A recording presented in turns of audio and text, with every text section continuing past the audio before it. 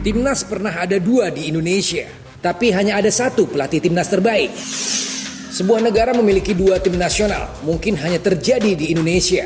Fenomena aneh tersebut terjadi menjelang Piala AFF 2012. Dualisme kepengurusan PSSI berimbas besar kepada tim Garuda yang sempat mengalami perpecahan. Hasilnya cukup buruk. Tim Merah Putih yang tidak dibentuk dari pemain-pemain terbaik hanya berkiprah di babak penyisihan grup di Malaysia. Tim Garuda yang berangkat ke Malaysia dipimpin oleh pelatih Neil Maizar yang diisi oleh mayoritas dari klub-klub Indonesia Premier League atau IPL. Pemain-pemain asal klub Indonesia Super League melakukan aksi boikot karena diancam diputus kontrak oleh klubnya. Hanya Bambang Pamungkas dari Persija Jakarta dan Octavianus Maniani dari Persiram Raja Ampat yang saat itu datang memenuhi panggilan membela negara.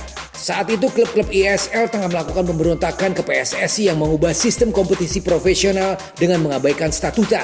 Disokong sejumlah anggota Komite Eksekutif PSSI, mereka kemudian membuat organisasi tandingan, Komite Penyelamat Sepak Bola Indonesia atau KPSI. Jelang Piala AFF 2012, KPSI sempat membentuk timnas sendiri dengan asuhan Alfred Riedel yang belakangan eksistensinya tidak diakui AFF. Alhasil, Neil Maizar hanya memberdayakan pemain ala kadarnya. Ia bahkan sampai harus memasukkan nama Eli Aiboy, pemain gaek yang sejatinya tidak lagi cukup pantas membela tim Merah Putih.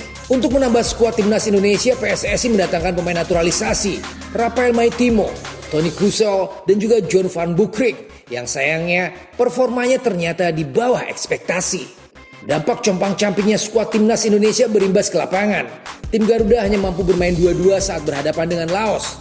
Pada laga kedua Indonesia menghadapi Singapura, tim yang sudah 2 kali menjadi juara AFF yaitu tahun 2004 dan 2007. Namun di pertandingan inilah timnas Indonesia mampu memperlihatkan sebuah titik balik yang bagus walau hanya menang tipis 1-0.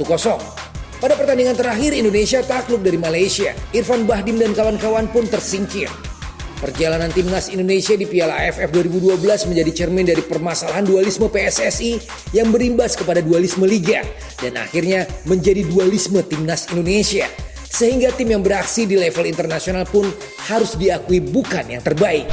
Sementara itu, periode terbaik timnas Indonesia terjadi pada tahun 1950-an.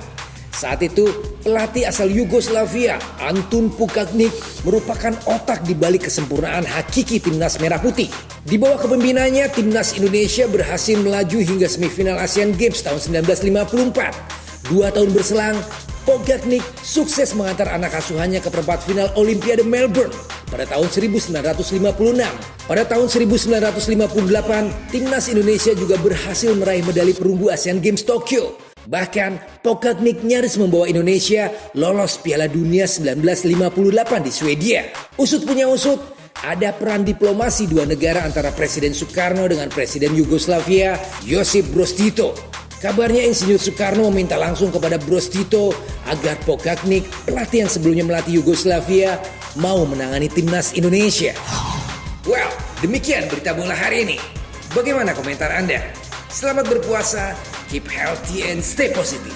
Hasta la vista.